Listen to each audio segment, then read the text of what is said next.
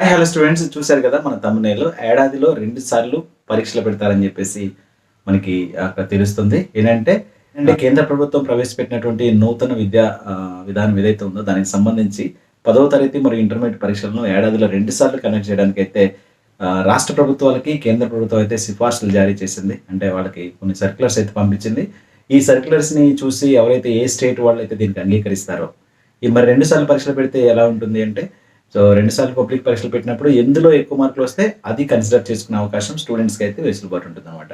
అంటే ఒకేసారి మనకి ఒక ఎగ్జామ్, ఒక పబ్లిక్ ఎగ్జామ్ సరిగ్గా రాయలేకపోయినా ఇంకొక దాంట్లో పెర్ఫార్మ్ చేస్తే సో అది మీకు కన్సిడర్ చేసే అవకాశం ఉందన్నమాట.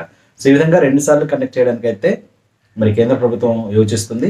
అన్ని రాష్ట్రాలు కూడా ఈ రూల్‌ని అయితే పంపించడం జరిగింది. ఎవరైతే అంగీకరిస్తారో సో రానున్న రోజుల్లో, అంటే ఈ సంవత్సరం కాదు, మేబీ నెక్స్ట్ ఇయర్‌లో అండ్ సిలబస్‌లో కూడా పూర్తి మార్పులు అయితే చేస్తున్నారు. సో మార్చిన తర్వాత 10th క్లాస్ ఇంటర్మీడియేట్ పరీక్షలను ఏడాదిలో 2 సార్లు పబ్లిక్ పరీక్షలు నిర్వహించి ఎందులో ది బెస్ట్ ఆఫ్ 2 అనమాట.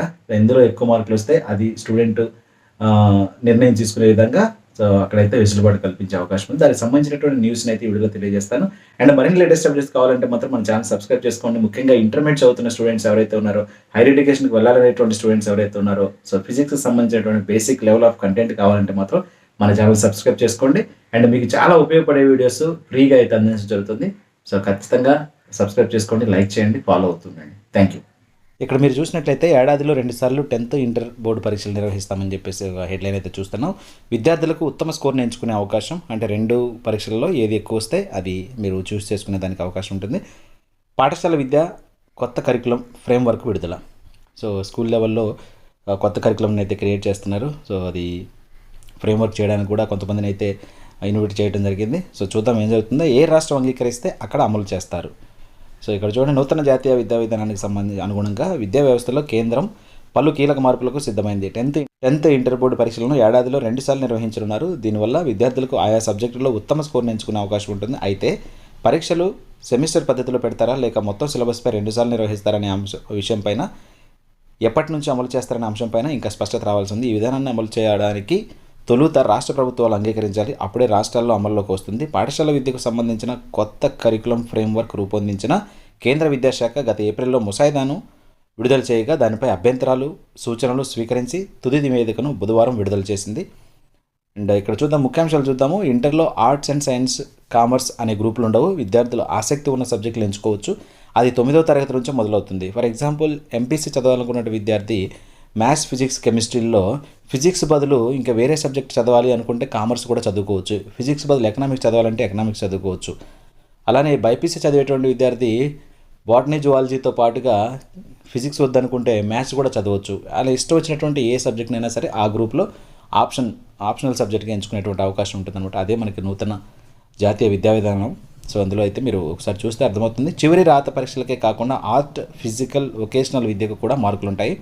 భవిష్యత్తులో విద్యార్థి కోరుకున్న సమయంలో పరీక్షలు జరిపే విధానాన్ని అందుబాటులో తెస్తారు. వాళ్ళు ఎప్పుడు పరీక్షలు పెట్టమంటే అప్పుడే పెట్టాలంట. ప్రస్తుతానికి సెకండరీ అంటే 10th, సీనియర్ సెకండరీ అంటే 11, 12 తరగతులు. ఇక నుంచి సెకండరీ 2 దశలుగా విభజిస్తారు. 9, 10 తరగతులు ఒకటి, 11, 12 తరగతులు మరొకటిగా ఉంటుంది. సెకండరీ దశను అన్ని సబ్జెక్టులు చదువుకునే మల్టీ డిసిప్లినరీ విద్యగా మారుస్తారు. 11, 12 తరగతులు ఇంటర్ విద్యార్థులు 2 భాషా సబ్జెక్టులను ఖచ్చితంగా అభ్యసించాలి. వాటిల్లో ఒకటి భారతీయ భాష అయి ఉండాలని కేంద్రం స్పష్టం చేసింది. ప్రస్తుతం సిబిఎస్ఈ తదితర జాతీయ బోర్డుల పరిధిలో ఒక భాషా సబ్జెక్టును మాత్రమే చదువుతున్నారు. ఇక నుంచి ఆంగ్లంతో పాటు ఒక జాతీయ భాషను చదవాల్సి ఉంటుంది. నూతన విద్యా విధానానికి అనుగుణంగా 2024 విద్యా సంవత్సరానికి పాఠ్యపుస్తకాలను అభివృద్ధి చేస్తామని కేంద్ర విద్యా మంత్రిత్వ శాఖ వెల్లడించింది. 2024లో ఈ మార్పులన్నీ వచ్చేదానికి అవకాశం ఉంది. ఎవరైతే న్యూ అడ్మిషన్స్ తీసుకుంటున్నారో వాళ్ళందరూ కూడా.